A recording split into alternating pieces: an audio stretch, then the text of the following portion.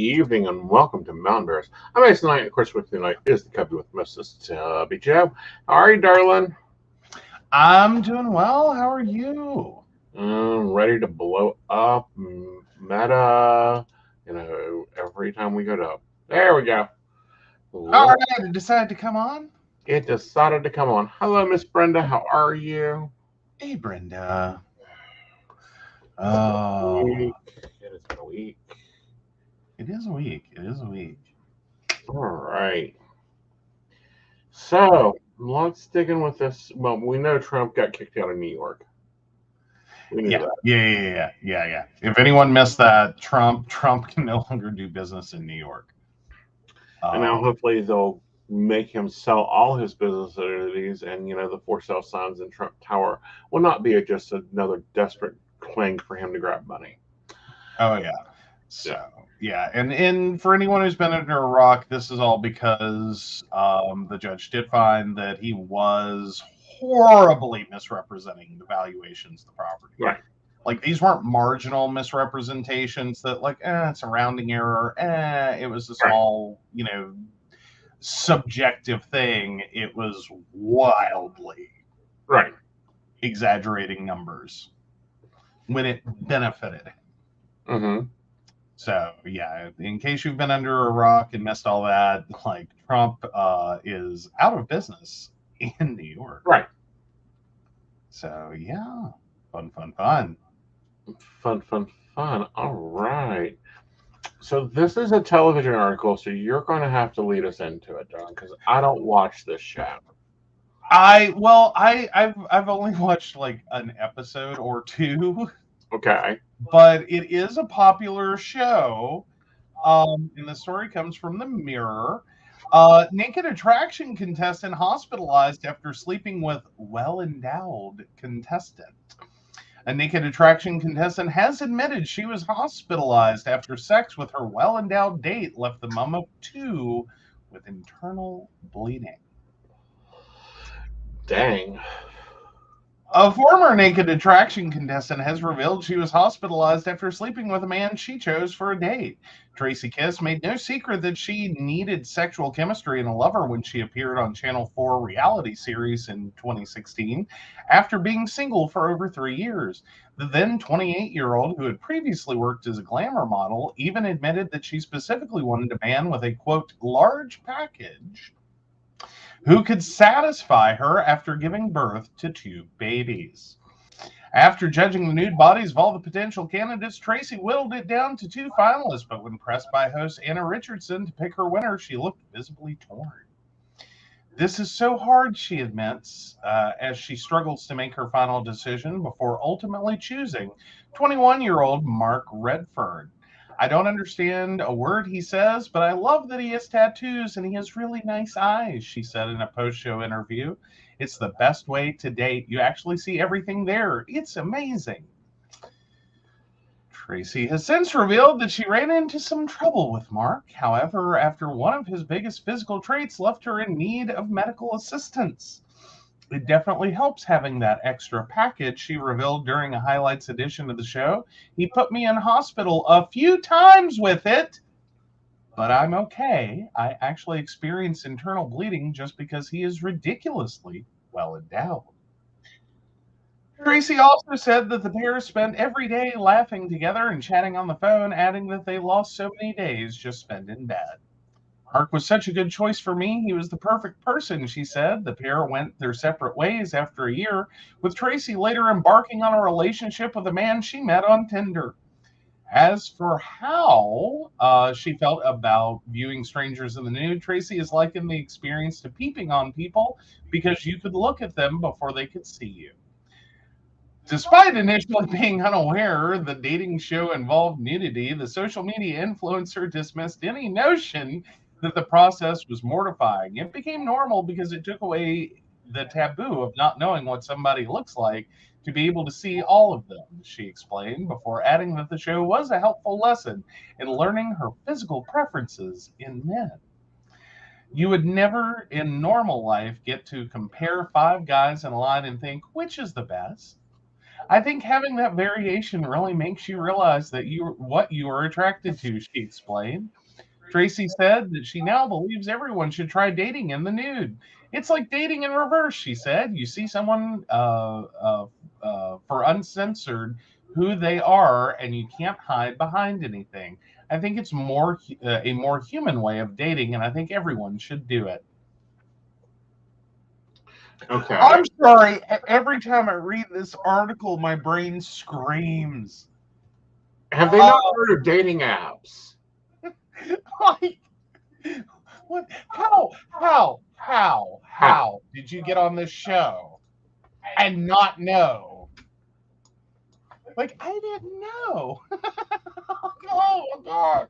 Problem one. Like, and that's in a long list of problems. But it is like that is problem number one. But in a ranking, that is like the bottom of the list of problems. Well, here's my problems. I'll start with one. Do we need to send an ambassador to the straight camp and explain how to use dating apps to sort Apparently, and organize themselves and their photos? it's like, well, but here's the thing. Here's the thing that like we sit here in this world in which there are so many people that complain about the unsolicited picture, and then you turn around and it seems like that's entirely why. Yeah, Like, if you just gone on the site and it were a little more grinder than it was Tinder, yeah. and you just got to look at physical attributes and be like, that's hot, I do that. um Same thing, really the same thing. Like, and granted, I get the unsolicited part. That's the problem, not the content of Well, the necessarily. problem is that the unsolicited ones are normally not within usable length, size, or dimension. And well, apparently neither was her date from Naked Attraction, because I missed the part where like caused internal bleeding is just like a gloss over, because and I have major problems with the fact she just kind of glosses over it, like, well, he sent me to the emergency room a few times, but it's okay. See, and that's when it's like What? the other side of me is going, dude, do you not know how to use it? Like, I think she needs to expand her questionnaire to, do you know how to use this? Do you understand the rules of physics? Do you understand the rules of, you know, what? Like, a lot of rules were broken. A lot Yeah, of rules were broken. This is lubrication, not. density, preservativeness, angle. I, I mean, there's a lot of things that could be said about like his approach to this. I don't know, just the way though that she's talking. Is this like is this unfortunately her normal? As in, like, she enjoys it? There are those Like, out that's there. where I got left questioning. Like, is that the problem? Like, this, like, put me in the hospital, caused internal bleeding, is like a hot time for her. And it's like, Jesus Christ. Mm-hmm. Like, what? Like, no, for most people, no. I would not have fond memories or a second meeting with someone that caused me internal bleeding Right. and sent me to the hospital. Like, no, I'm out. Sorry, thanks. Good luck. Again, I'm like, we need to send ambassadors, honey, across the app to explain this to these people. Like, straight people, are you okay? Yeah.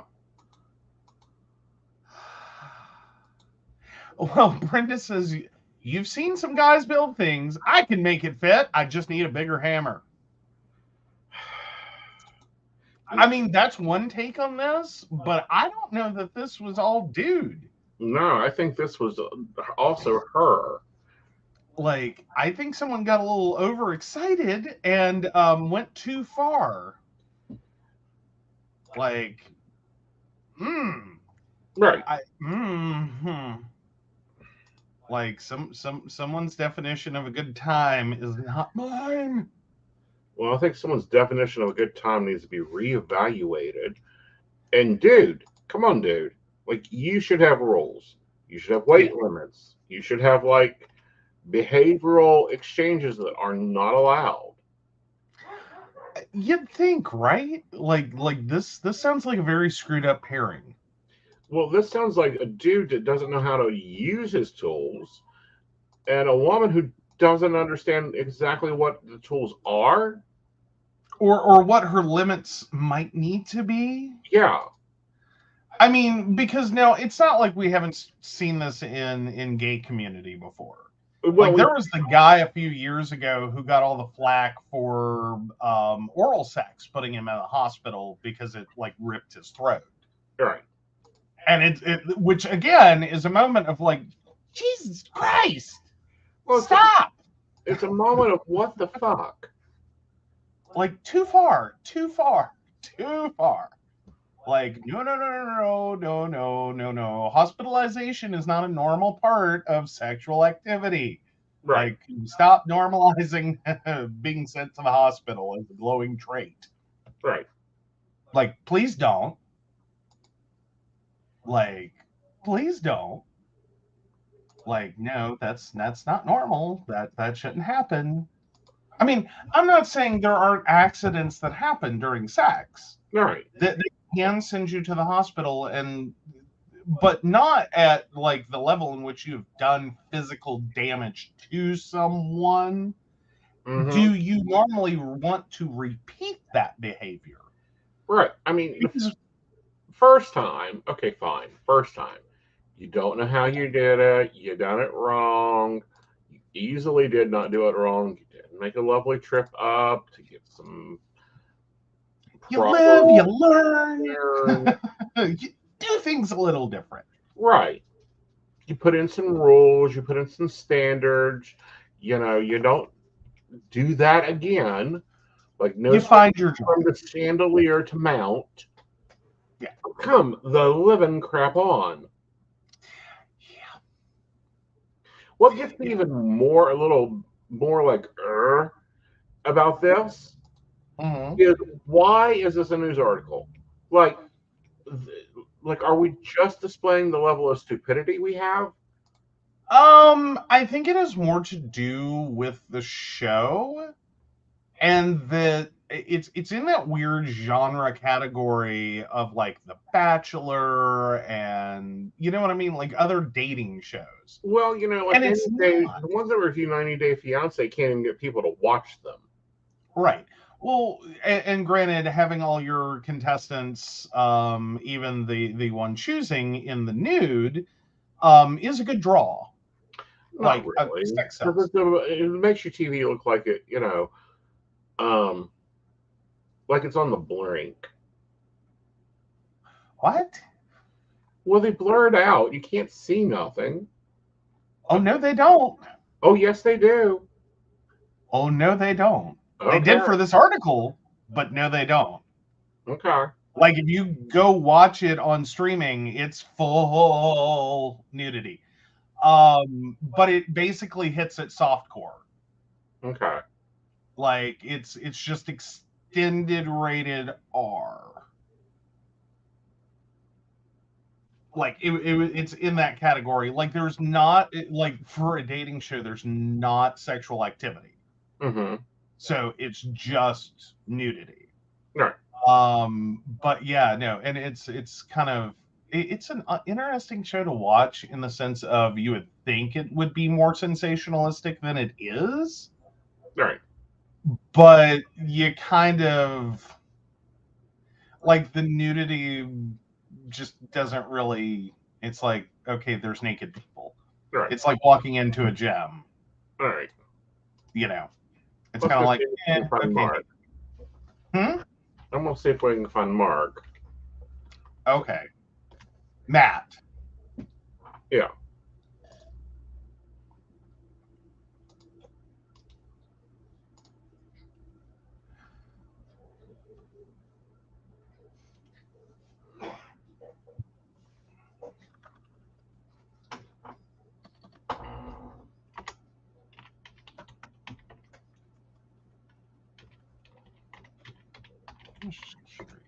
Tracy and Matthews. Okay.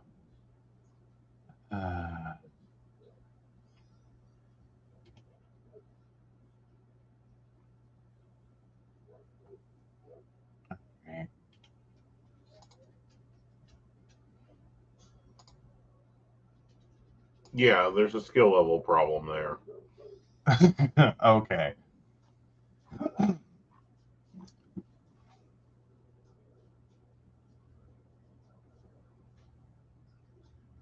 I mean, yeah, that's.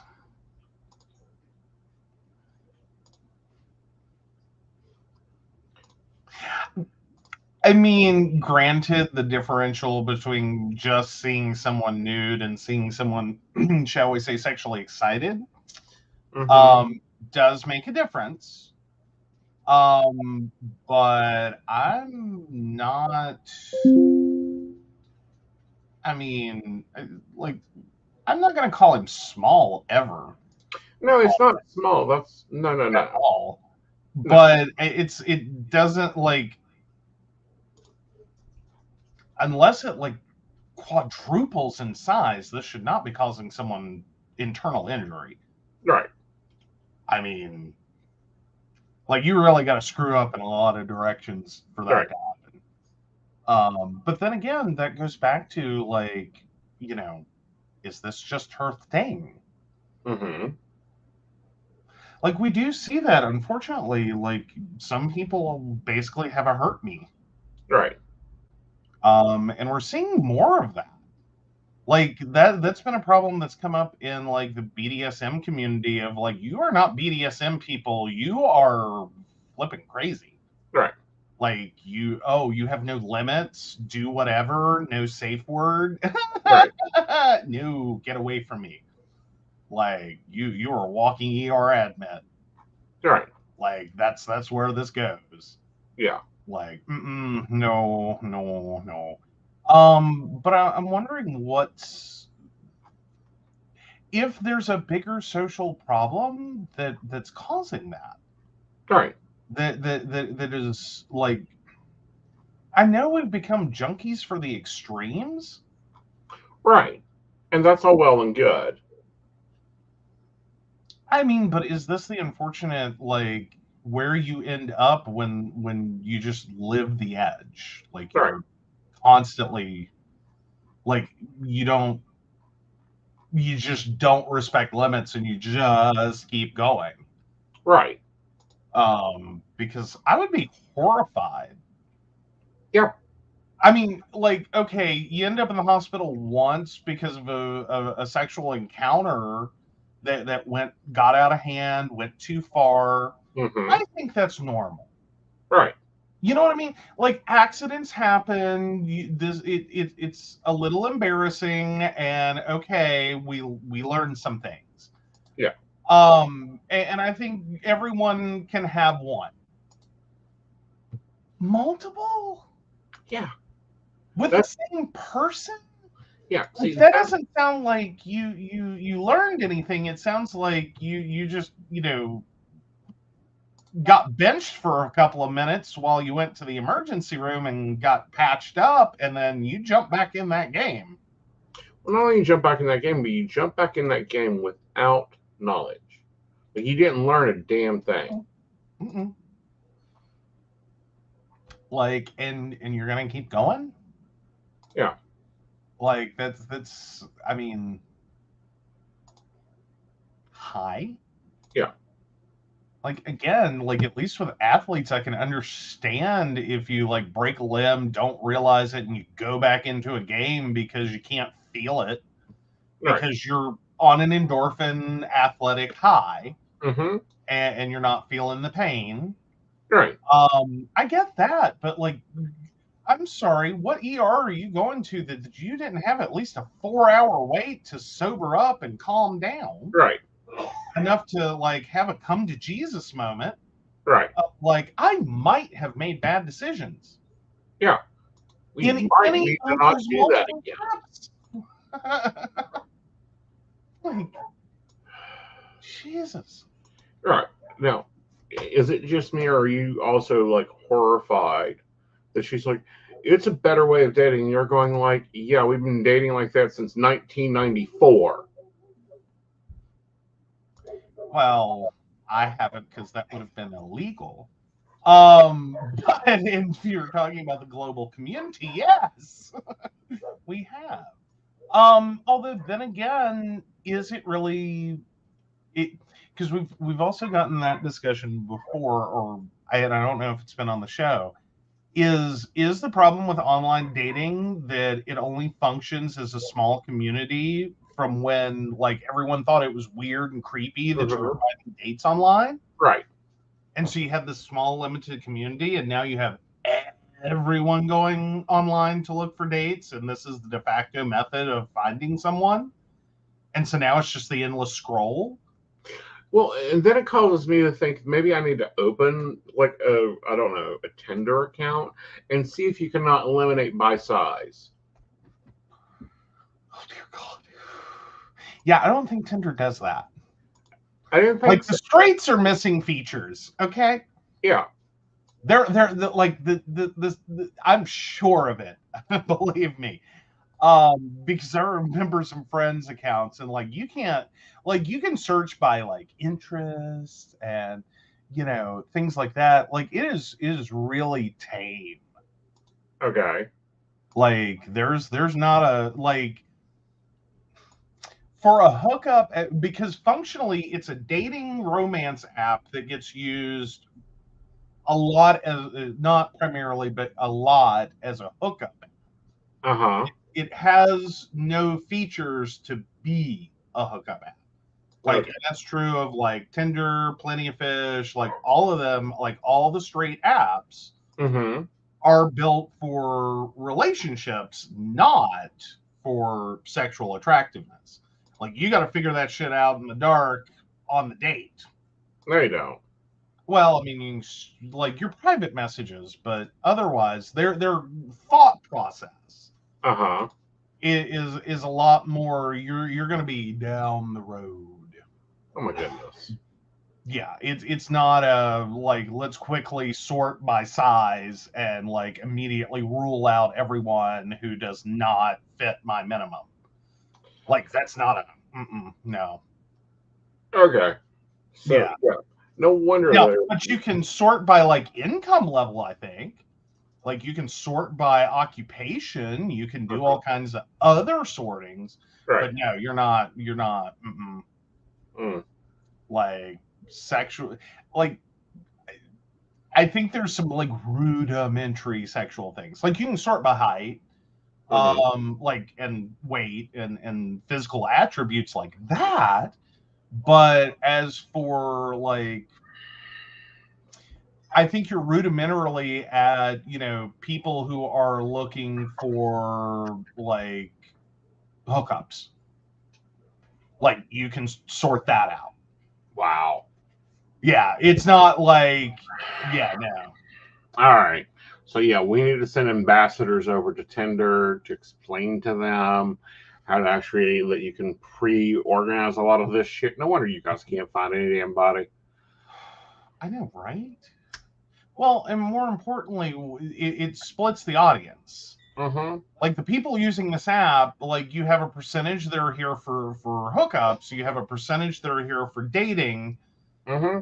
and they're just slamming into each other. No. Like you don't have discrete communities that's like, hi, I'm here for dating and dating only, and like, Right. that, and then you have this other totally separate group that's like, I'm here to hook up, I'm looking for this, are Mm-hmm. you into that? Right. No. It's all just like, hi, are you into hi, are you into, and a lot of people going, ah. And they're the no wonder. Well, they just released a new dating app for the gay world called Archer. Okay. And it's a different monster, not one I'm interested in, because it seems like it's primarily mono, and based off of selfie verification and yada yada yada. And I'm like, No. Like, go back over to the other side of the box. Well, which is ironic because like more and more of the so-called, like, we keep calling them straight apps, and it's because that's their primary marketing audience, and for Right. some of them they didn't even have sexual preference. Right. Like, you was just assumed you're a man seeking a woman or a woman seeking a man. Mm-hmm. That's it. We don't even ask.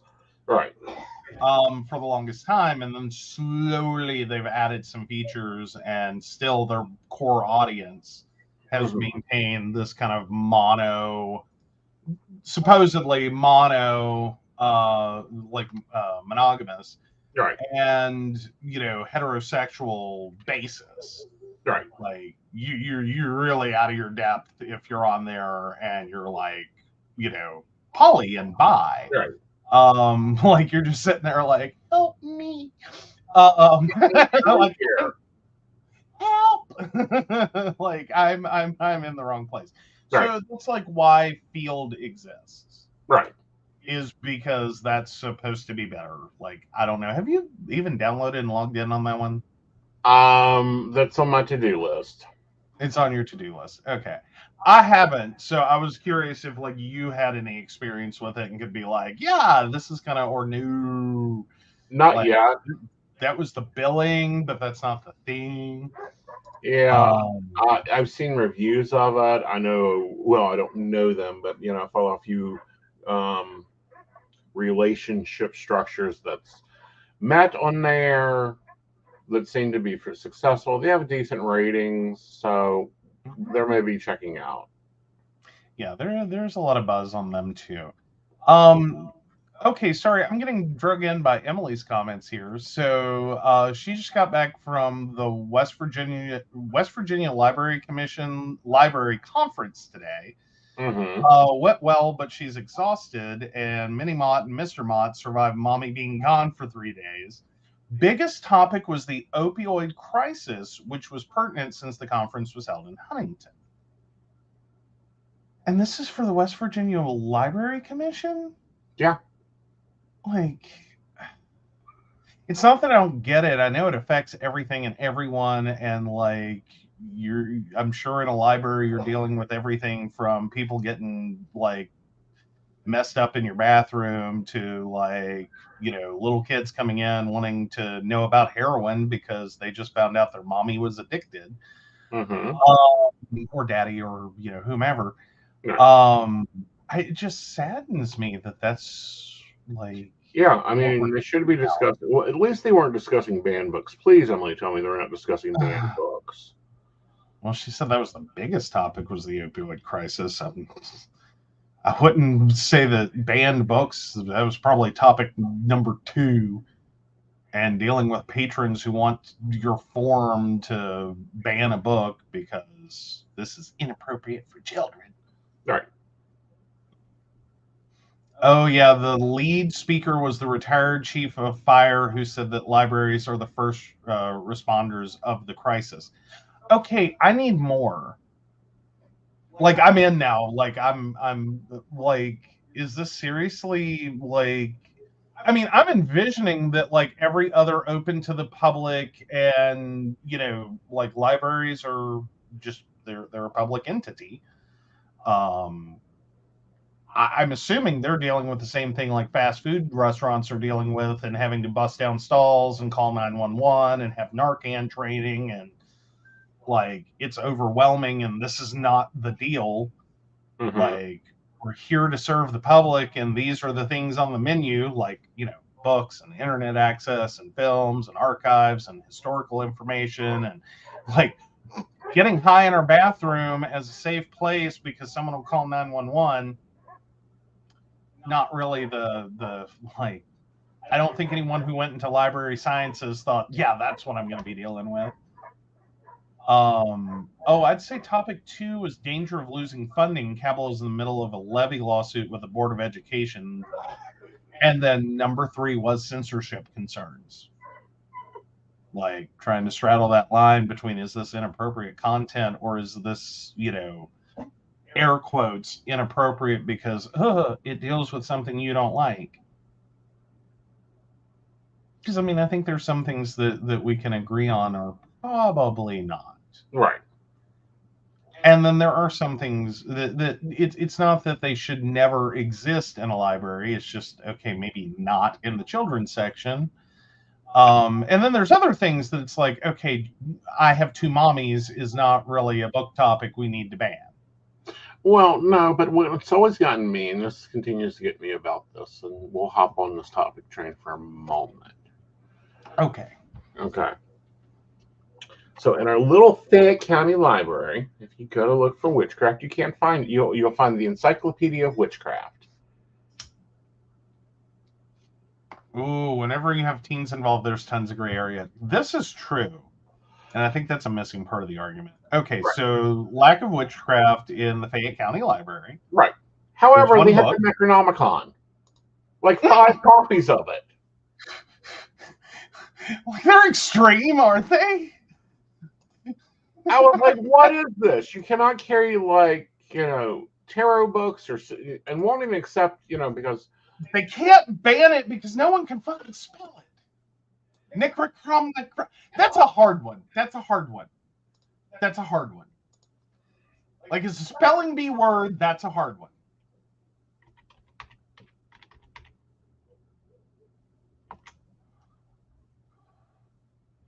I'm just saying, it's not an easy word.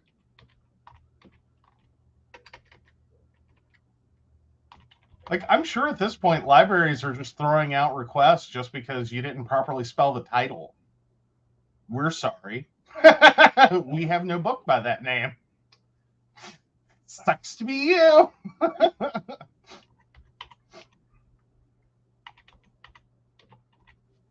I don't know. Emily could probably speak to that better. I'm just saying, I'm malicious compliance, so that would be my response. Is like, we don't have that book, so we can't debate it. I don't know what they're talking about. Yeah, but it was in they had them like there was like 5 copies, but they won't accept tarot books. I'm like, what the hell? Mm-hmm. Mm-hmm. Of course, and they only have 1 copy of the Bible. They don't have all 26. These are my problems with the library system. True that. I don't know. I mean, I know some libraries really do have. Okay. Right now, I'm not sure what's going on. I'm trying to catch that. Oh, okay. Oh, she's sending me like on Tinder, like what options you have. Right. Okay, so you've got location, distance preference, only show people in this range, show me men. You get age preference, only show people in this range, global. And then for Tinder Plus, you can see balanced recommendations and recently active. And then I go straight into control my visibility. Oh, and like sleeping habits, apparently.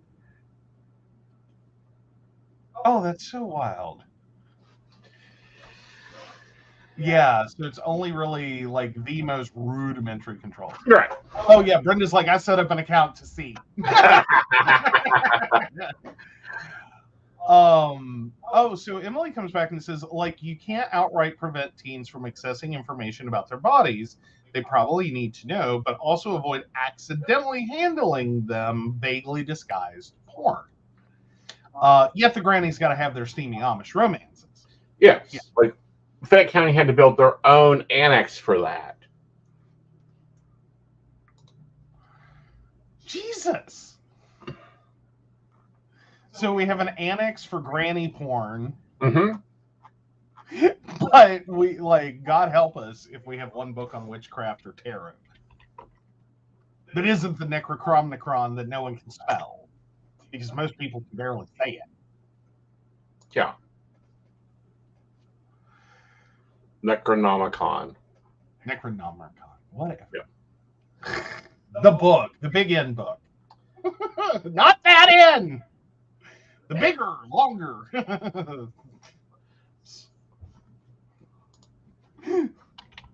We gotta move on from this topic. I'm so sorry. My brain just sometimes gets or my mouth gets ahead of my brain. Like, oh, why? All right. Ooh.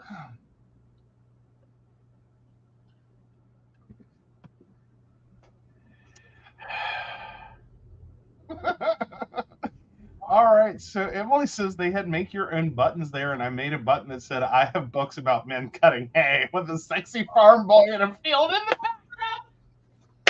background. I want one.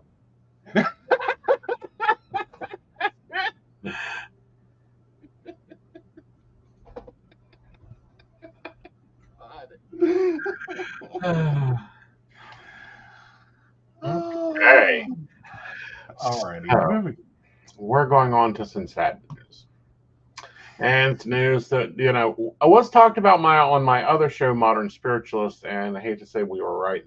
They are deploying ships and other fleet vehicles to keep the containment unit. The Palestine flees North Gaza after Israel orders 1 million to evacuate as ground attack looms. Yeah, that's from AP, and I will say they are now titling this the Israel-Hamas War. Right. So we finally have heard the word war in the U.S. in U.S. news. Right. So yes, Palestinians fled in a mass exodus Friday from northern Gaza after Israel's military told some 1 million people to evacuate to the southern part of the besieged territory ahead of an expected ground invasion or retaliation for the surprise attack by the ruling Hamas militant group nearly a week ago. The UN warned that ordering almost half of the Gaza population to flee en masse would be calamitous, and it urged Israel to reverse the unprecedented directive. As airstrikes hammered the territory throughout the day, families in cars, trucks, and donkey carts packed with possessions streamed down a main road out of Gaza City. Hamas's media office said warplanes struck cars fleeing south, killing more than 70 people. The Israeli military said its troops had conducted temporary raids into Gaza to battle militants and hunted for traces of some 150 people abducted in the Hamas attack. Hamas told people to ignore the evacuation order, and families in Gaza faced what they feared was a no-win decision to leave or stay, with no safe ground anywhere. Hospital staff said they couldn't abandon patients. Unrelenting Israeli strikes over the past week have leveled large swaths of neighborhoods, magnifying the suffering of Gaza, which has been sealed off from food, water, and medical supplies and under a virtual total power blackout. Forget about food, forget about electricity, forget about fuel. The only concern now is just if you'll make it, if you're going to live, said Nabal Farsak. I'm butchering that name now. A spokesperson for the Palestinian Red Crescent in Gaza City as she broke into heaving sobs. In the week-old war, the Gaza Health Ministry said Friday that roughly 1,900 people have been killed in the territory, more than half of them under the age of 18 or women. The Hamas assault last Saturday killed more than 1,300 Israelis, most of whom were civilians, and roughly 1,500 Hamas militants were killed during the fighting, the Israeli government said. Israel's raid was the first word of troops entering Gaza since Israel launched its round-the-clock bombardment in retaliation for Hamas's massacre of hundreds of people in southern Israel. A military spokesman said Israeli ground troops left after conducting the raids. The troop movements did not appear to be the beginning of an expected ground invasion. The evacuation order was taken as a further signal of an expected Israeli ground offensive, although no such decision has been announced. Israel has been massing troops along the Gaza border. An assault into densely populated and impoverished Gaza would likely bring even higher casualties on both sides in brutal house-to-house fighting. We will destroy Hamas, Israeli Prime Minister Benjamin Netanyahu vowed Friday night in a speech, adding, "This is only the beginning." Please note, that was Friday, probably 12 hours ago. Right. Okay. I'm sorry, we're going to need a quick break. Okay, let's take a break. We'll be right back. Hey everybody, Lady Gwendolyn here, and as a certified spiritual life coach and shadow practitioner. I have thrown together everything that I have learned to develop a program that works for healing our shadow self and focusing on how we're going to heal ourselves for the future. I work with different types of energy work, such as EFT, TFT, and EFT energy, Reiki, access bars, and power forms. I've put them all together to create my own system that works. We also work with the tarot and the oracle. So I'm not just an energy worker and a healer, I'm a psychic as well. So you can go to Lady Gwendolyn Healing, find out all about me, and book with me on there. I love you guys, and I will see you out there.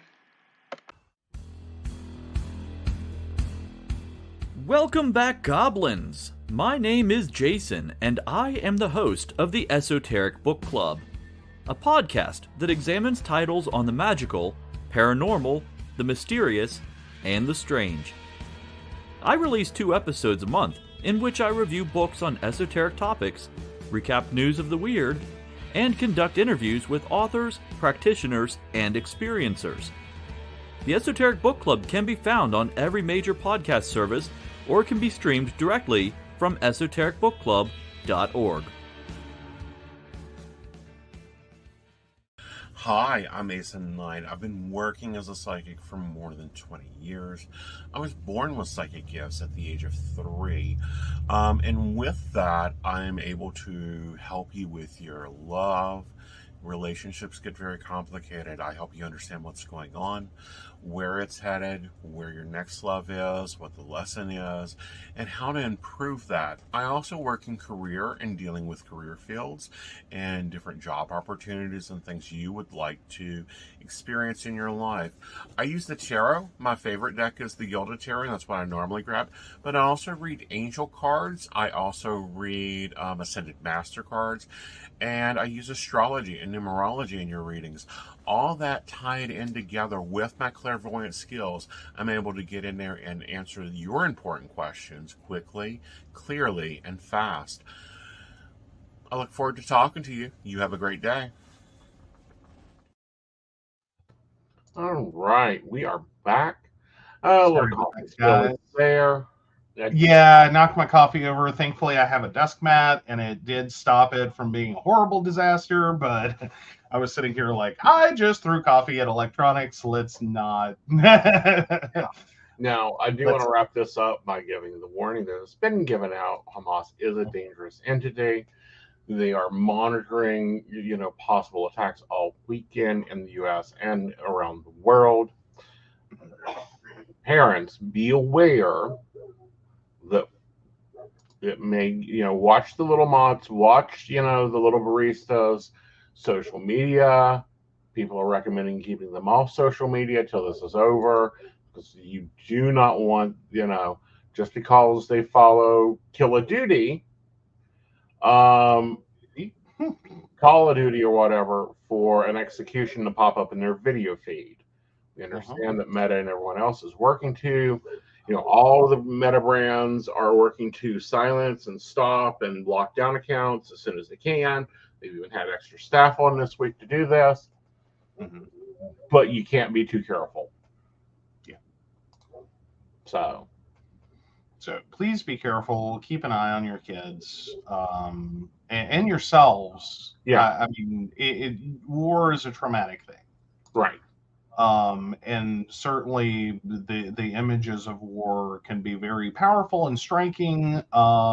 There's a huge difference between that and some of the very grotesque footage and images that can be released and become unfortunately popular and massively shared.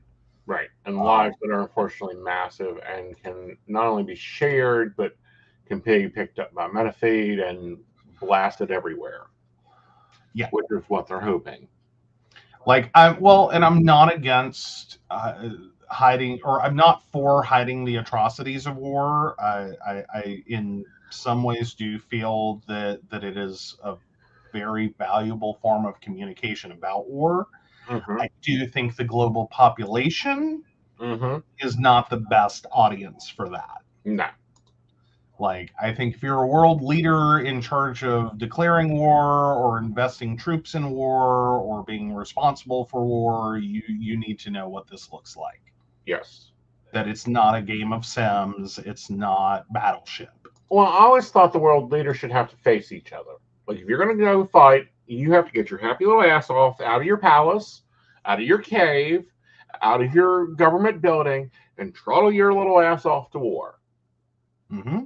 And then you should have to stare at the atrocities thereof. Mm-hmm. And if you can keep doing this, Right. as you watch the physical atrocities, Mm-hmm. then yes. Even then, I don't agree with it, but Right. if you can sincerely watch that and think this is what your people and other human beings deserve. Right. Because in a lot of scenarios, we are talking about it like it's Battleship. Right. And these are little pegs on a board, and some of them fall down. Right.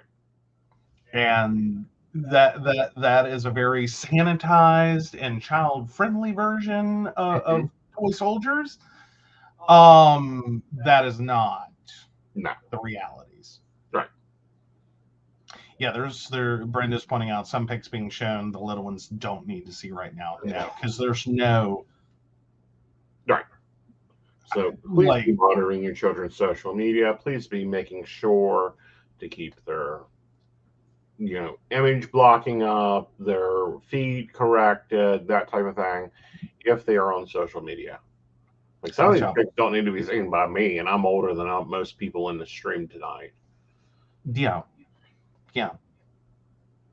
Well, and that's kind of where I'm at, is that like global population is not who needs to see this. Right. Like, you're a major leader, I think you need to see it. If you're in Congress, you need to see it.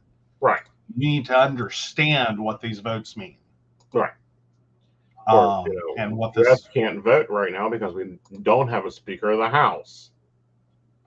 Actually, they finally did get one after the second pass. Did we? Yes. Yeah, I saw that as we were looking for show articles, and I almost sent it, but then I was like, maybe. Jim Jordan, okay. Yeah.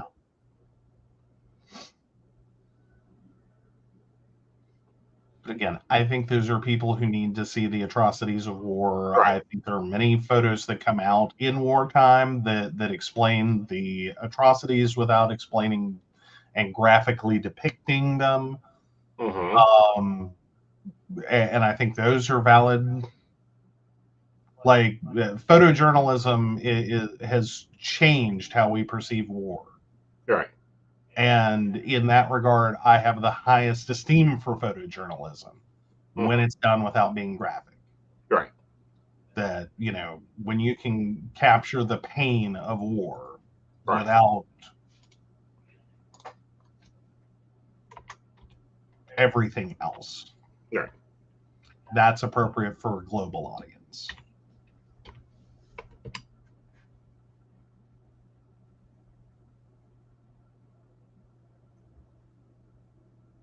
Yeah, not the best.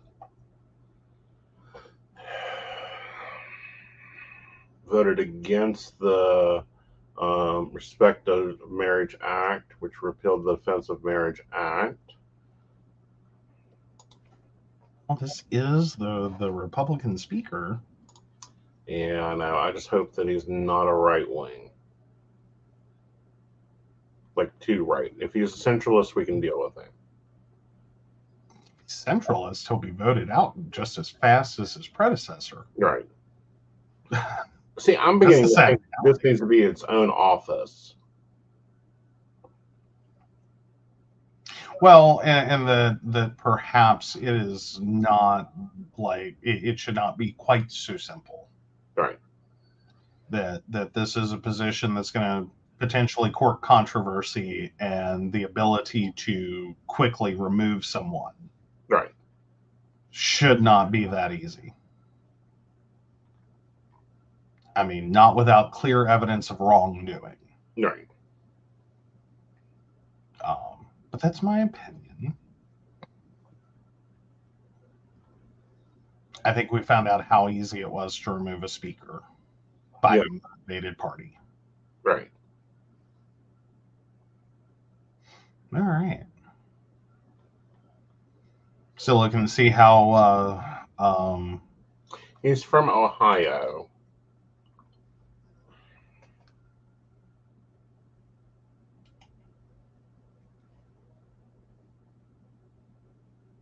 It is the capital of the conservative Midwest.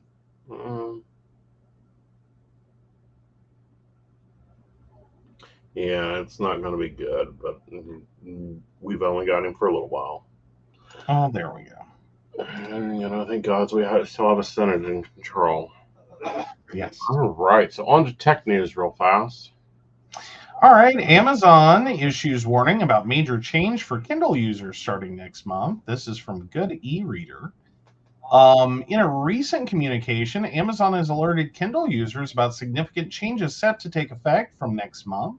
The notification pertains to the phasing out of support for sending mobi.azw.prc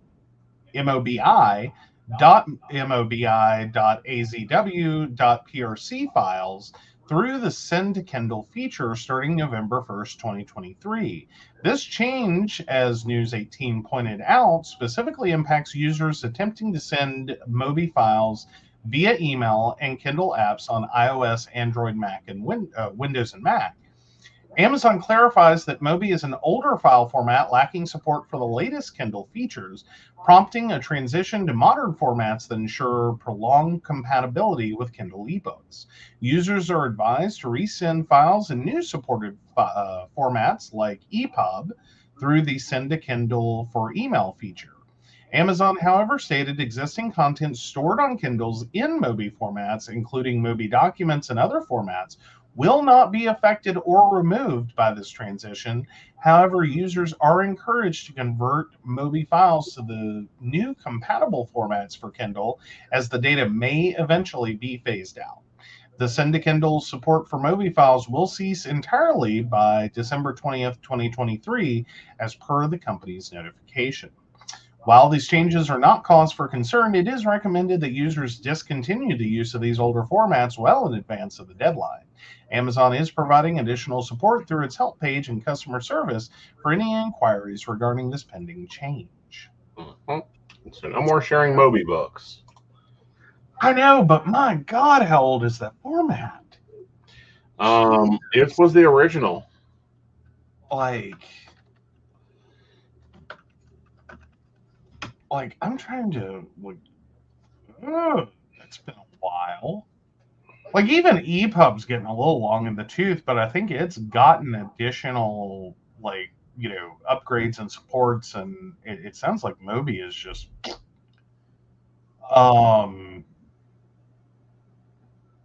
23 years old is how old Mobi is.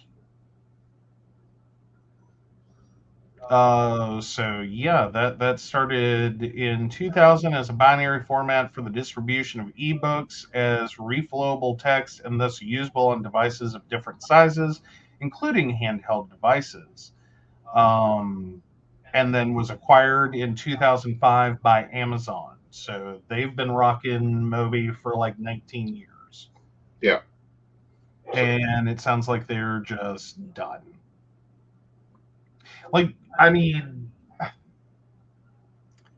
So basically Amazon bought it, abandoned it, and then superseded it with EPUB. Right. Right. Because I remember Mobi books on my and having like Mobi Reader, I think it was, on my Palm Pilot. Like the little 3C Palm Pilot. Like I had books in Mobi. Right. And yeah, it's like, oh my God, that's been. Yeah. So yeah, if you have Mobi books, you may want to start figuring out how to move that forward while you still can. Yes. Because I strongly feel like this will be one of those situations. February. I think by February they'll eliminate it. Well, more importantly, right now they're phasing it out by December 2023 to send it. Right. And their limited support for helping you may end, like you're saying, in February 2024. Right. And just like, it's dead. It's Right. dead to them. Good luck finding a way to transfer it. Right. You're not moving your Moby. Right. Your Moby, the collection is dead. Mm-hmm. So yeah, like, yeah. That there's a few people I'm now worried about because I think that they have fairly sizable Moby collections. Mm-hmm. Like their Kindle is a flipping the library Mm-hmm. of Moby files. Right. And especially considering, let's see, because as of early 2019, the Library of Congress has approximately 23,000 .mobi files created when books, mainly out of copyright, were digitized for the library by the Internet Archive. These files were generated automatically via EPUB files, themselves generated from OCR, optical character recognition, of scanned page images. The library does not currently provide direct access to these Mobi files. Instead, its catalog records linked to the Internet Archive or a .mobi download created on the fly from the optical character recognition output is available via the Kindle option. Right. So that's potentially 23,000 lost books. Or, maybe 23,000 books that get, Amazon goes in there and updates every single one of them because it is the Library of Congress. Yeah, but this is Internet Archive. And there's been a lot, like there's been a lot of things that have happened with digitizing books, right, and whether or not that is an acceptable thing. Right. And I know Amazon has had a lot of issues, right, with the idea that they're getting screwed out of book sales because just because something's out of copyright, right, and hasn't been republished, right. And there's a lot of publishers that are ticked off about that too, and they want to bury books, right. You know what I mean? In terms of like, we just don't talk about that, right? Like it's out of copyright, it's out of print, right? Like you can't buy it. We'll release it at some point, right? If we feel like it, right? As soon as we get a new forward that sets it up for like 100 years of copyright, right? So yeah, that's insane. So yeah, I'm curious if Internet Archive itself has started to move over all of their holdings, because I would hope that they knew about this ahead, or were forward thinking enough to be like, okay, we're gonna save everything over here this way, right, ahead of this, because it sounds like a lot of these books were EPUB originally, so it may not be a total loss. Right. It just, Mobi was one of the bigger formats for a while. Right. So, yeah.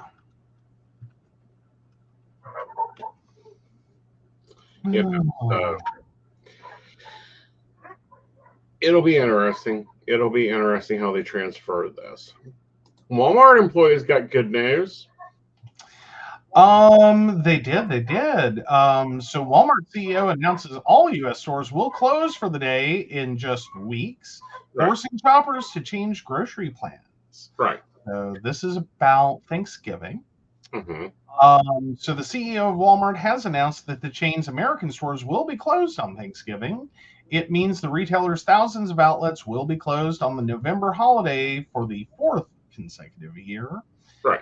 Shoppers will have to grab their Thanksgiving groceries earlier ahead of the temporary shutdown.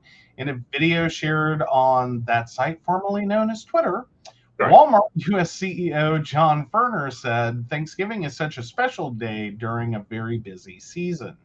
We want you to spend that day at home with family and loved ones." The exec revealed he's thankful to work with his Walmart colleagues. weeks. Right. Last year, Ferner told the Today Show that Walmart stores being open on Thanksgiving was a thing of the past. Walmart bosses have said that closing on Thanksgiving is just one way the company thanks its employees. The stores will close at their normal time the day before the holiday, before reopening on Black Friday. Walmart is just one of several retailers that have closed their stores on Thanksgiving. So, yeah. In 2021, Target CEO Brian Cornell announced its stores would be Target CEO, would be closed on the holiday. The announcement came after the chain shuttered its stores on Thanksgiving 2020 during the COVID-19 pandemic. Cornell said, what started as a temporary measure driven by the pandemic is now our new standard, one that recognizes our ability to deliver, I guess, holiday wishes both within and well beyond store hours. Sure. It's not like there's a lot to the panini that I think a lot of us have gratitude for. Mm-hmm. But I think the fact that we no longer have to have the waiting debate over what stores are going to be closed and what stores are going to be open, and how do we feel about that, and should we patronize stores that are open on holidays, and well, I think they just keep cutting their cost, because if they're cut, they don't have to pay a holiday benefit. Yeah, they're not open. They're using minimal resources during that day just to have the store continued functionality. Mm-hmm. They're not opening the door. They're not losing heat and cooling and everything else. And none of the cabinets or like cold cases and stuff are being opened. So again, same difference. Right. Plus, I'm sure many of the lights are turned down, so they're saving more money on electricity. And all that said, but then, the employees are at home. They're not getting holiday bonus pay. Right. Like there's no way you're getting that. Right. Or any kind of modified, like, well, we don't pay holiday pay. We give you time off on another day of the week.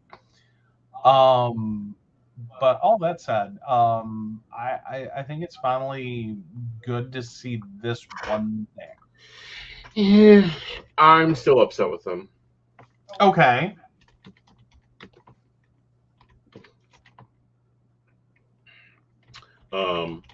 Overall, because of their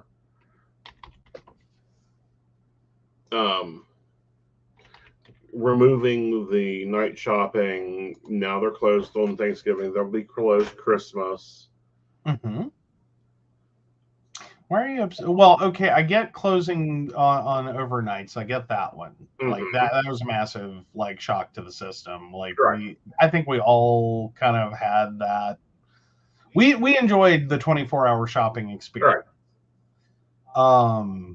And just that availability.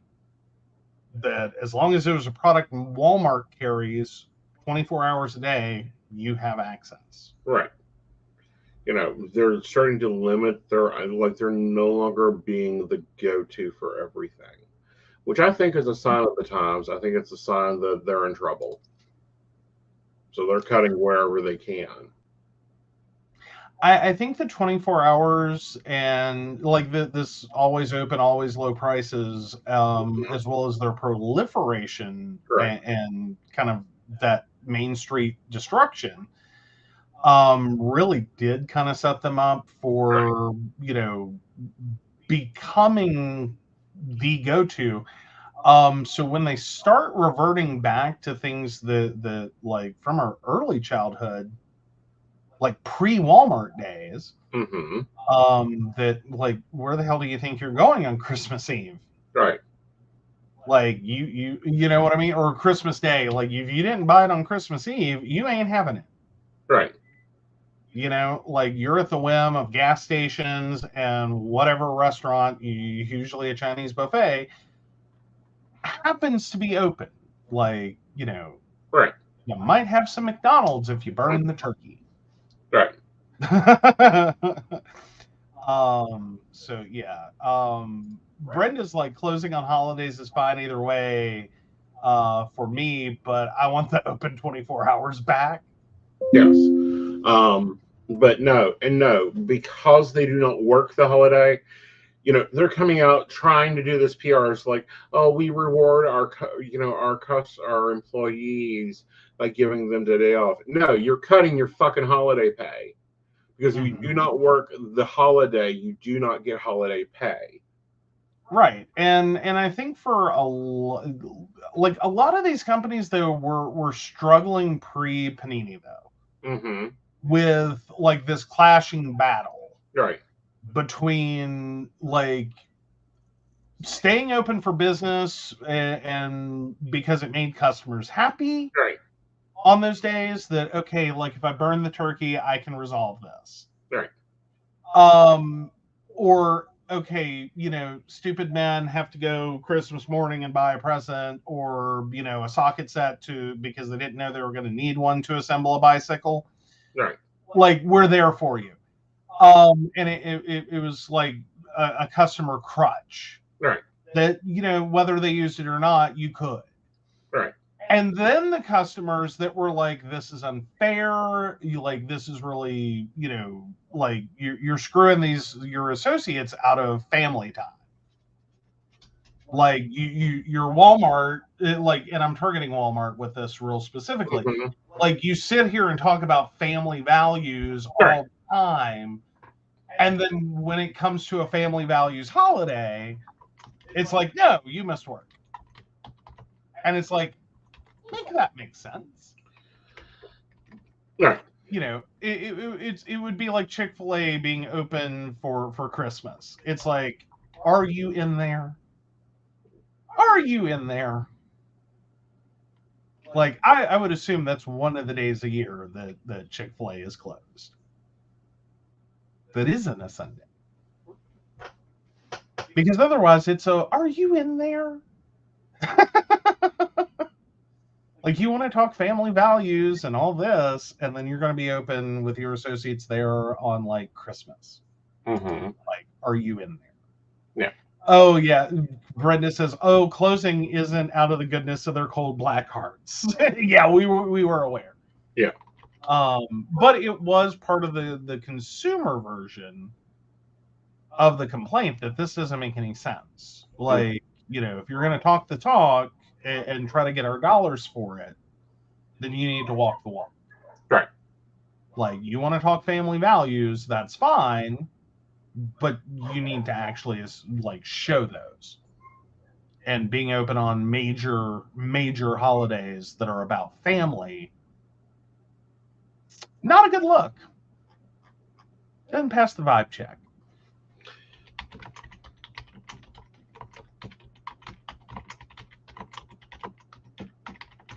Oh, are we trying to answer that is Chick-fil-A closed on Christmas? Lord, no. I'm never ate there. I'm never going to eat there. No, I just mean in general, though. Like, I think that would be weird.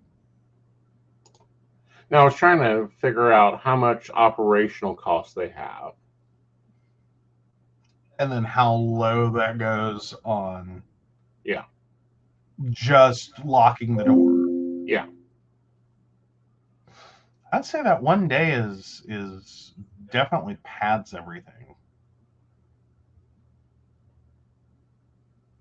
Because, I mean, literally, if you close at 11 p.m. and you don't open for, till 6 a.m. the following day, not the next day, but the day after, I'd say that cuts a lot of store expenses real quick. Like, I'd say that Thanksgiving in November, like, that's a big dent in the utility. Not unnoticeable. And then you take out all the holiday pay.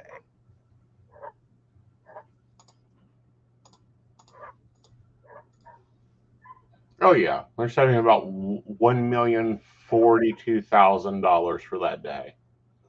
Per store? No. Oh. Corporation.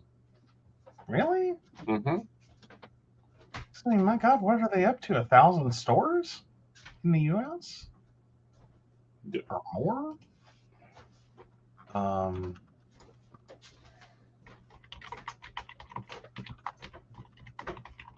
mean, I'm not saying that. 4,717 stores. Like $1 million, I would think it would be a whole lot higher. Mm-mm.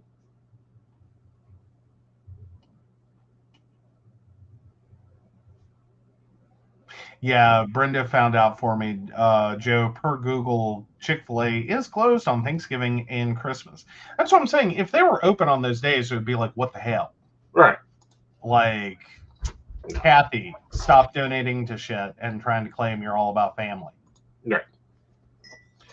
All righty. So let's find out if Joe's the asshole just with Walmart. Do what now?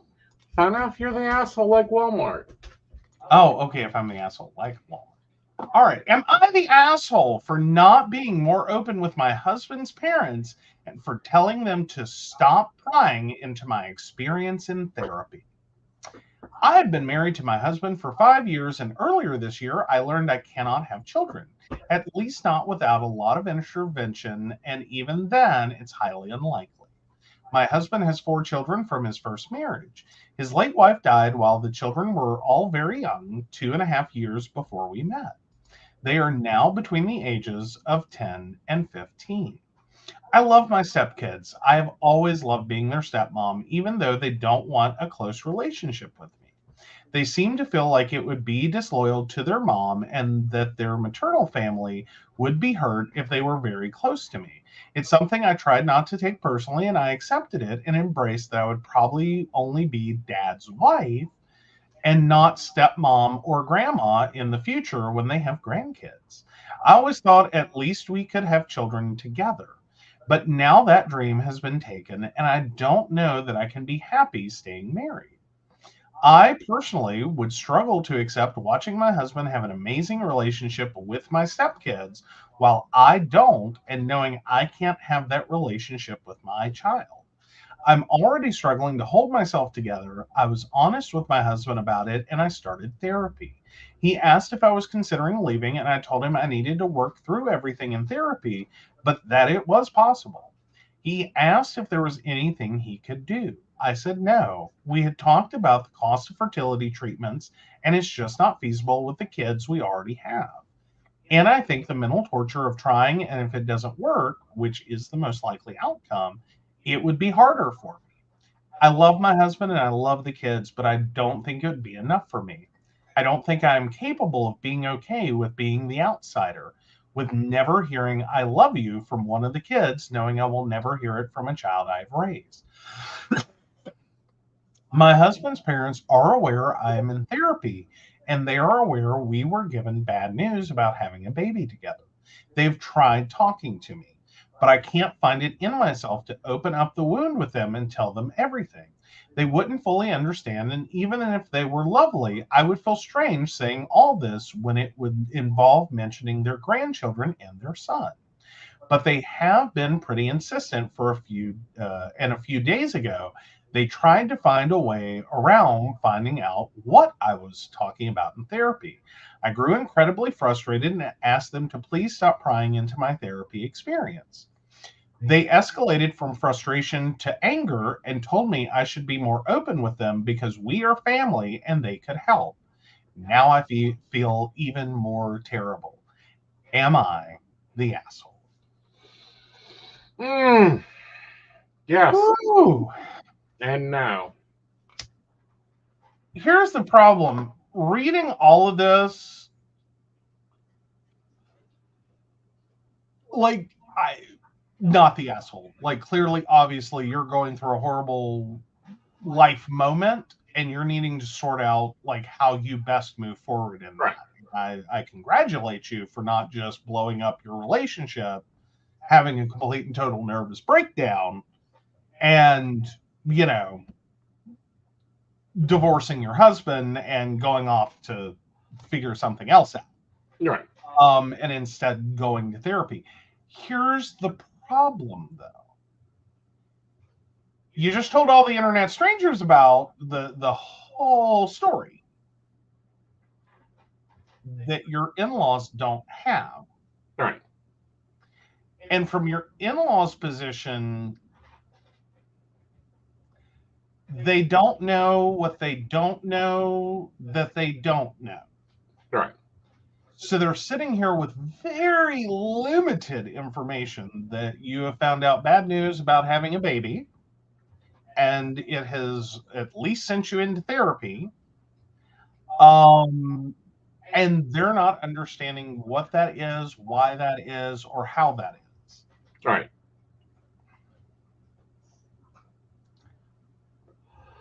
I think, honestly, show them this post. Well, but here's my thing with this, and this is why I think that they're the asshole. Mm-hmm. They've already declared they can't have a relationship with their stepchildren. They've already declared that, I'll never have that with my stepchildren. Are you trying to build that relationship? Have you put the work in? Well, I mean, but here's the thing, though. Like, the kids have held her at arm's length. Right. Because they feel it would be disloyal to their mom, and she hasn't pushed it. Right, but she's not working to build the relationship. Well, I mean, I don't know. Like, I don't think she's the asshole. I don't think anyone's shitty here. I do think the in-laws went too far. And I think their anger is it's not ununderstandable. It's just it's not helpful. Mm-hmm. But again, it takes knowing what we know from this post to understand why. You see what I mean? Like, this is a catch-22. Right. At least in my head, it's a bit of a catch-22. Like if I just take that last paragraph and sentence, mm-hmm. I don't know that I would have had enough information to actually say not the asshole. I'd be like, you're the asshole. You're the asshole. Not that I think everyone should know about what you're talking about in therapy, not specifically. Mm-hmm. But I think there's sometimes other ways, and definitely through working with your therapist, finding ways to do that. Mm-hmm. Because you're not it's not like OP is unsympathetic. Like, you are totally sympathetic.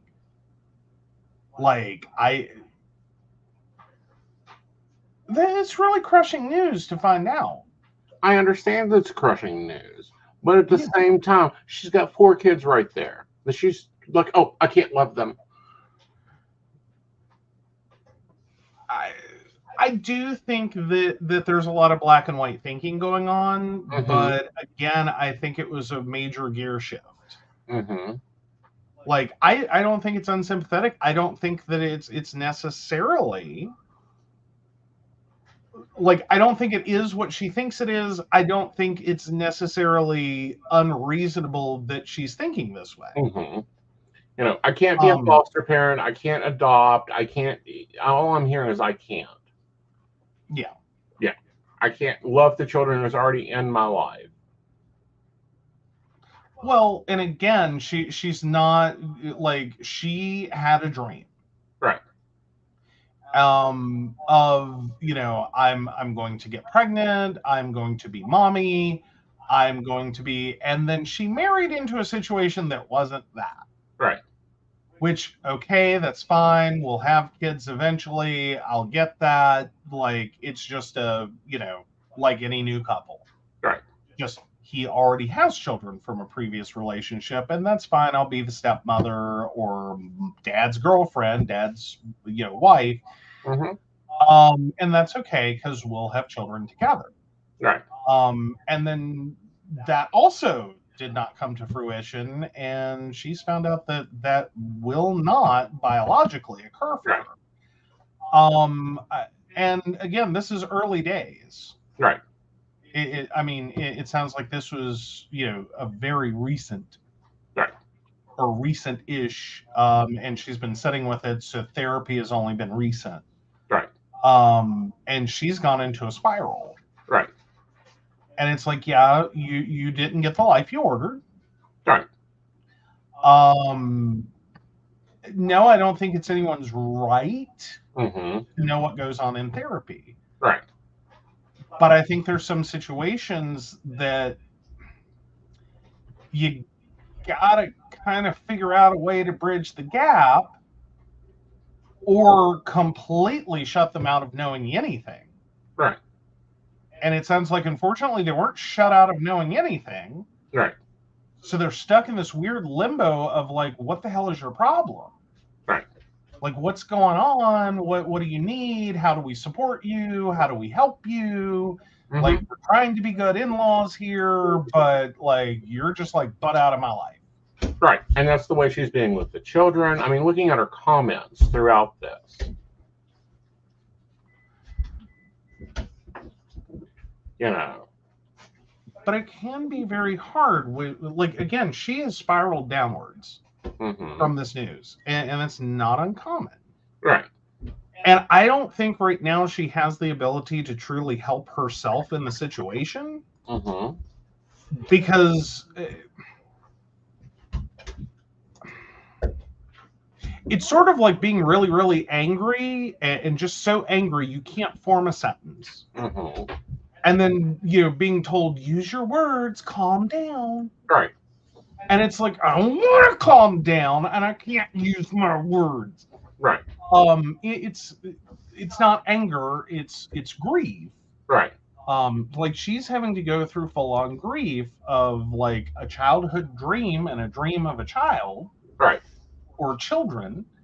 And this family idea that she had, like, she's having to grieve that because it just died. Right. At least to her, and at least in the way she thought it was going to be. Right. And that can be very, very painful. Right.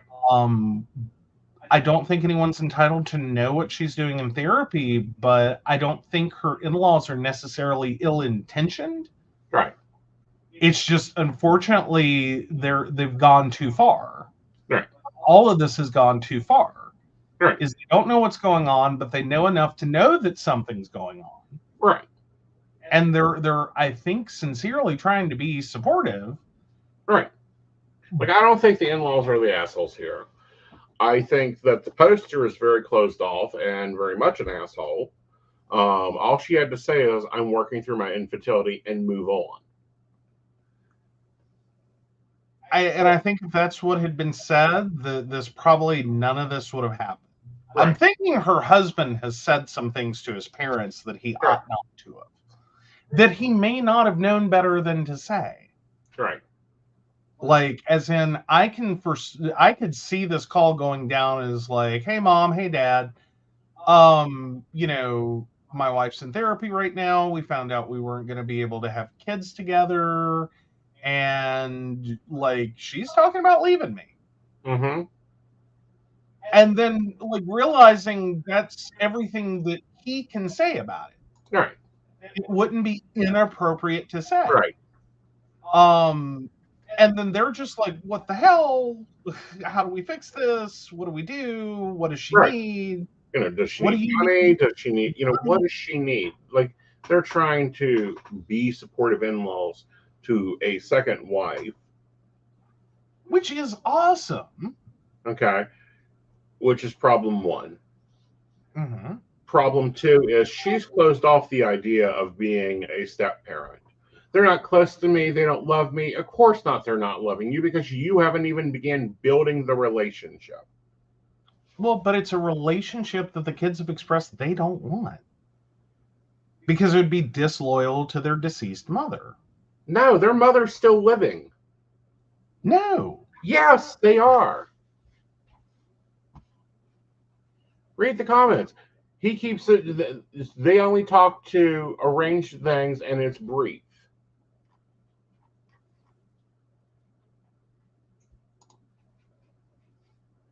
My husband has 4 children from his first marriage. His late wife died while the children were all very young.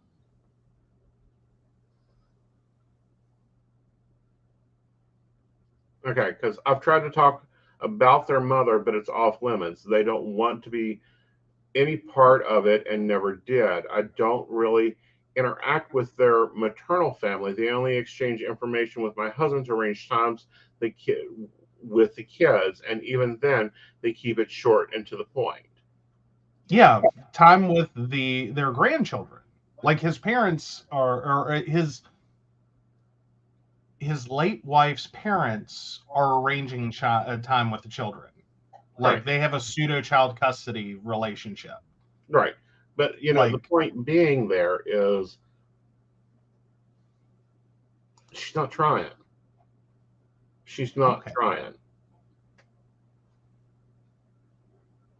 I mean, I give her props for going to therapy. I think that is the first step into her dealing with her grief and getting to a better place with it. And I really hope she can resolve this with her in-laws. I do think it's a point, though, where best of intentions on the in-laws' part. Right. But you're going to have to be frustrated and back off. Mm-hmm. Or I think you're going to inadvertently push this woman into a divorce. Right. Like, I don't think you're entitled to know. I think it was well-intentioned. I don't think you knew what you're asking, but anyhow. Right.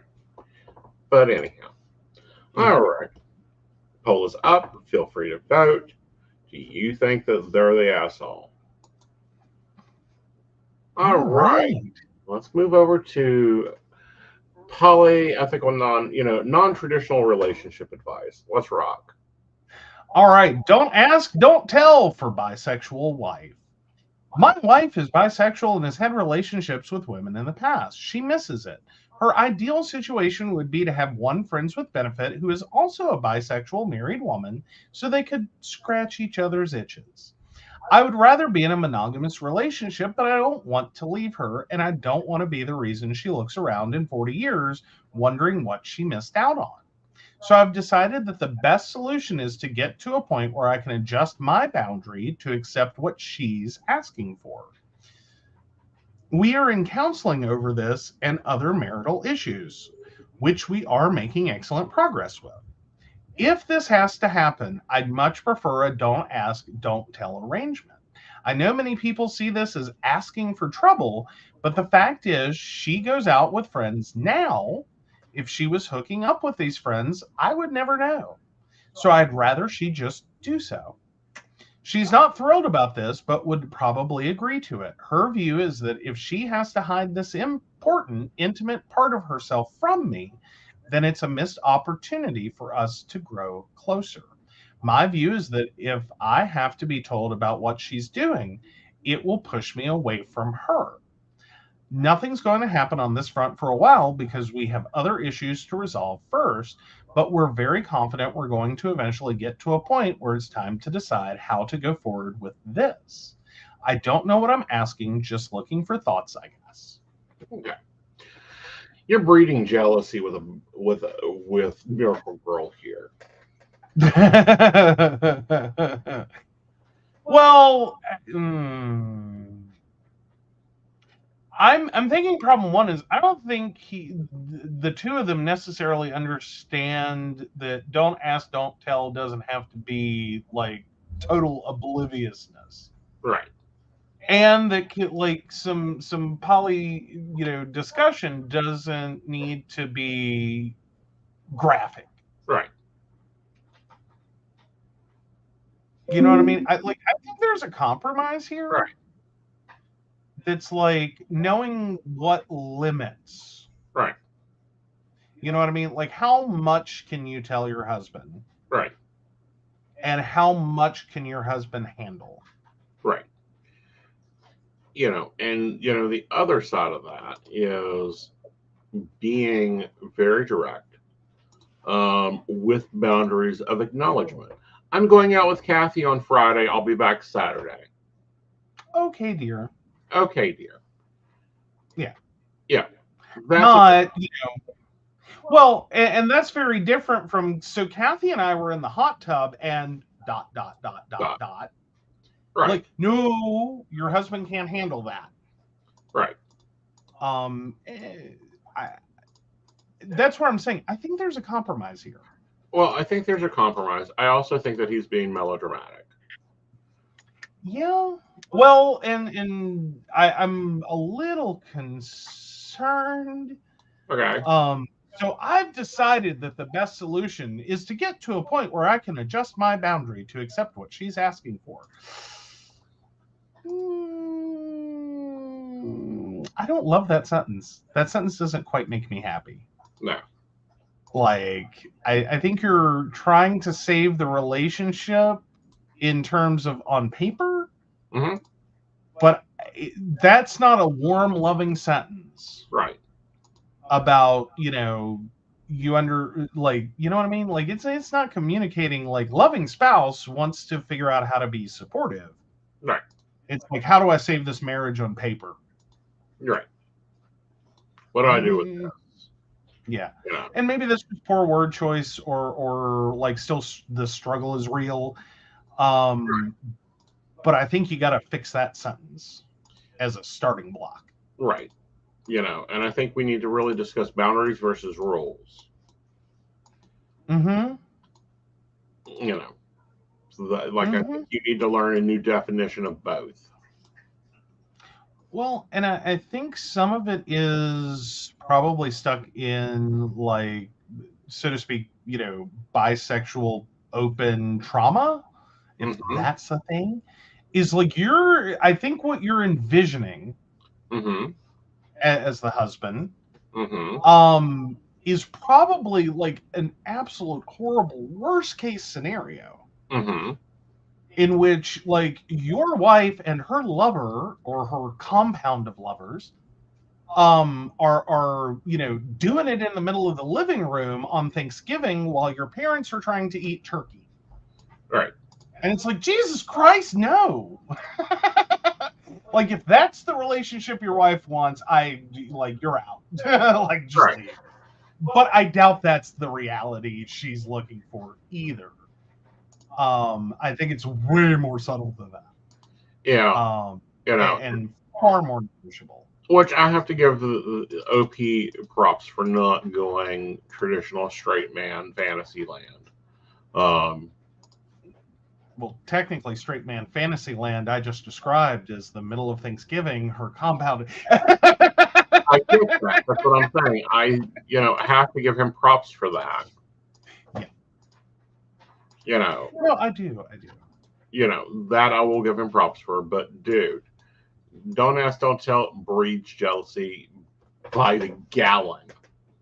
You'll be suspicious of every female in her life. And that's when it's like, no, don't.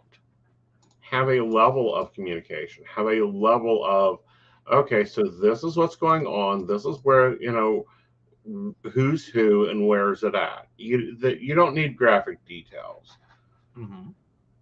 Well, but I think this is a big problem in, like, ethical non-monogamy and polyamory, is this misunderstanding that there's only two options. Right. One is completely oblivious but accepting. Like, you do you, boo. I just don't want to know nothing about nothing. Ever. And I don't want it to touch my life in any way. I don't want to ever hear from anyone that you've done anything. Right. And there is a huge gap with nothing in it. And the next option is total bacchanalian, bohemian orgies in the living room that you are forced to participate in. Right. And that's it. That's the chasm, that these are your two options. And it's like, oh, no. No, there's many options between those. Like, there is a spectrum of choices. There's a spectrum of choices. There's a spectrum of acceptable behaviors. But yeah, you guys have some communicational issues to work out, some trust issues to work out, and your apparent jealousy. Yeah. That you're breeding there like mold in your bathroom. So I think my advice would be, I know you're kind of holding off on this as the giant elephant in the room, that once you fix all your other relationship problems, you want to tackle this one last. I'm thinking you could probably make all that go easier if you were to just bring up in therapy now, your couples counseling, what your worst case scenario is of what you think it means if you're not don't ask, don't tell. And then try not to get mad when your bisexual wife laughs hysterically at the horror nightmare that you just unfolded. Exactly. And it's like, oh God, no, honey, no. Like, but talk about it. I think you're gonna find out that you have made a paper tiger. Right. That this is nothing of the seriousness you think it is. Yeah. All right. So Brenda says, I'd want to know at least that she had a date and who with. Safety issues. I'd worry if she spent the night somewhere and I didn't know why she didn't come home. Yeah. And sometimes that's the other problem with don't ask, don't tell, and can be a common misconception with it, is how no contact, don't ask, don't tell are we talking about here? Like your spouse, do you like, and sometimes that may even be the better couples counseling route, is like, what is your definition of don't ask, don't tell? Right. Because here's how bad it can get. Right. Is your spouse just disappears for 24 hours or a week or a month and doesn't tell you nothing about nothing because that's what you asked for. Right. And then they just pop back in. Well, and it makes it very hidden for her. And that's my problem with situations like this is don't ask, don't tell. It's like, no. Do I need graphic details, video evidence? No. Do I want to know that, Joe's going to be busy after the show Friday night because he has a date and he's going to be home sometime Sunday? Great. Can you also, while you're gone, handle these matters? Yes, I give him a shopping list for his date. He gets bored after 2 hours. Talk about theoretical scenarios. But no, I mean, but again, there's a lot of things that can happen there that are not like either side of, like, is it strictly don't ask, don't tell, or is it strictly like kitchen table polyamory? Like, let's stop the orgy to sync calendars. No, there's a lot of things in between. Right.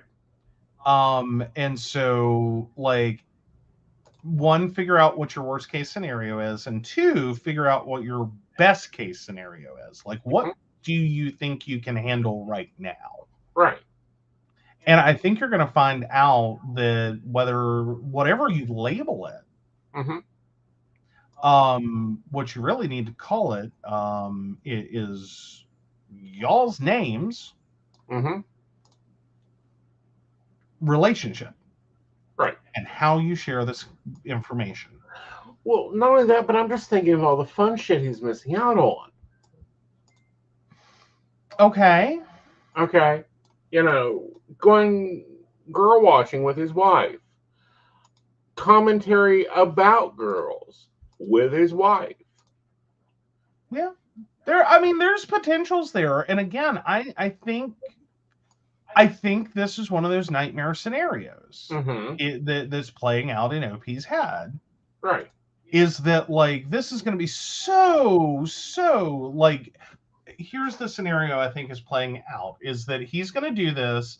He's going to have to listen to how great and wonderful this person is that she met and how much she now hates him and realizes the mistake she has made and married him because she's not bisexual. She is actually a lesbian, and she was just confused and married a man, and so now she wants a divorce so she can go be happy. I think that's where his brain has gone, and that he's going to have to hear the details of the unraveling of his marriage. Right. Like, play by play, pass by pass, everything that y'all do together. And it's like, okay, one, that's assuming a lot. Right. Like, hi, have you tried dating recently? Yeah. Two, I no, that's probably nowhere near where she's at. Right. And three, that doesn't even have to be what the conversation sounds like. Exactly. Like, you have tons of options. Right. Oh, Brenda says, I can hear Aeson. Here's the list. Shop on your way home in the morning, and can you pick up breakfast? Right.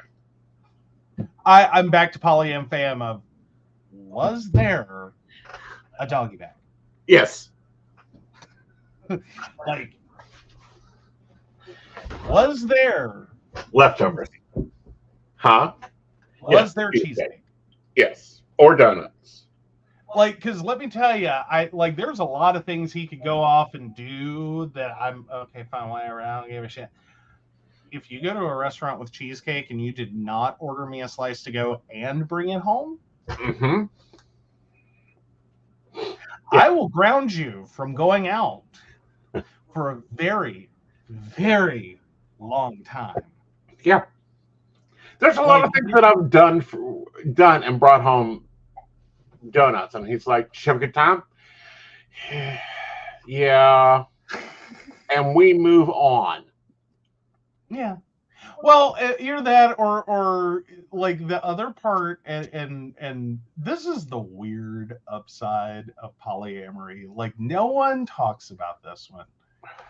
There's just nothing like having permission to go date other people for your spouse or your significant other or your dating partner to come home, look at you, and lovingly say, I really appreciate you a lot more right now. And it's like, how bad was the date? You know, it wasn't even really bad, but I really appreciate you right now. And it's like, okay. Because multiple times have you ever? Yeah. It's actually your most common line. Yeah, you know when the date is not a second. Like, I get rid of that color on the calendar. Mm-hmm.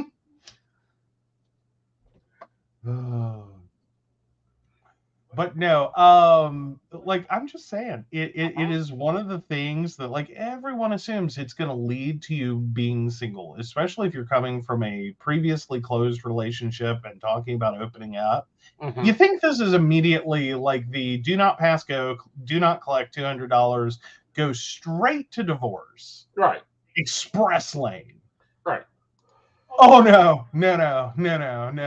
The things you can talk yourself into while cheating, it turns out, and how happy you are, and how much better this other person is, way more intoxicating than, like, going into a poly situation and a date and a friends with benefits, mm-hmm. and not getting overwhelmed by the NRE and looking around going, Jesus effing Christ. Right. No. Yeah. Like, no, I'm good. I'm good. I want to go home now. Thanks. Bye. Yeah. Like, this was not what was planned. Have a good time. I'm out of here. Oh, Brenda says, guy watching with male, gay, or bi friends was always more fun than with my female friends. Right. You know, at least you get standards. You know, like, you know, with me, I'm very picky. I have a specific type. What I enjoy, what I hunt. There's a checklist. You have to take a number. There's a line. At the end of the line, there's a retired DMV employee. Yeah. She's very hateful. Who verifies everything. Yes. There's an FBI background check, fingerprints, like interviews. It's really like joining the FBI. Can be, you know, because it's going to take, in general, in my life, you either got to be very flexible or you got to be ready for a lot. Yeah. True. Very true. Yeah. I'm teasing you. I really am. I know you are. Oh, but no, I do, seriously, in all seriousness, I think that is one of the hidden, like, everyone thinks this is what's going to happen when it's like a total polar opposite. Mm-hmm. And it is nothing like what you imagine will happen. Mm-hmm. Like, no.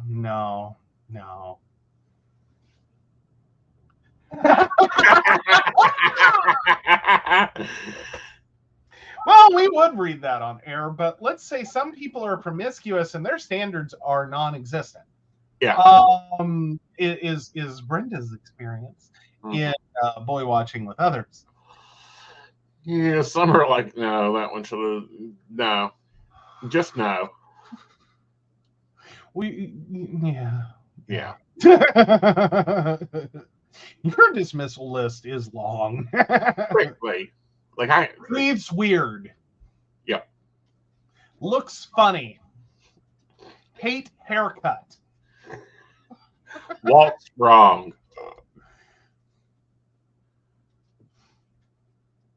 Jesus. Yeah. All right, guys. Well, let's check out the poll. Well, you're not the asshole this week, but everybody's shitty. Everyone's shitty here. Okay, that's yeah. I can understand that one. Right. I think a lot of this is a mid-air collision. Am I the asshole? This is a horrible situation.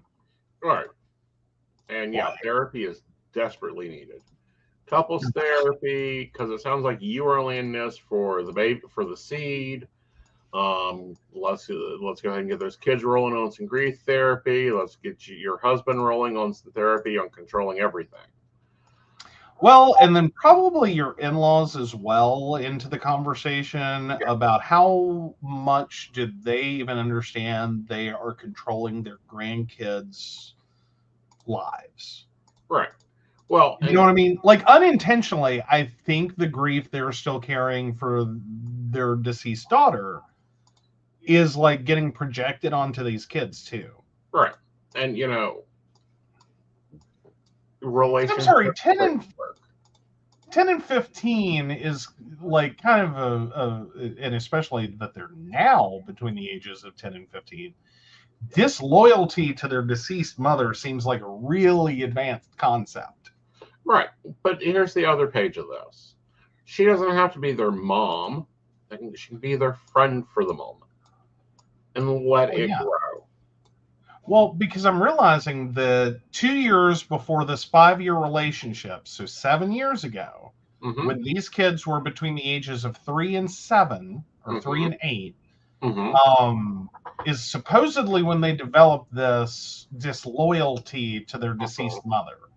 Right. I'm sorry, that's kind of advanced for an 8-year-old. That is fucking genius territory for a 3-year-old. Exactly.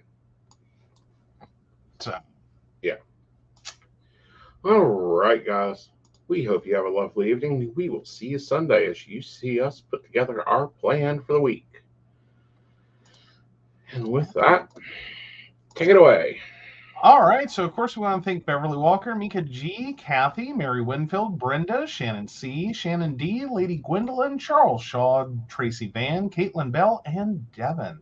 If you want to learn more about us, the show, or how you too can become a Patreon sponsor and receive all the wonderful benefits our baristas receive, please visit us at pcspnetwork.com. Yes. And with that, good night, y'all. Good night.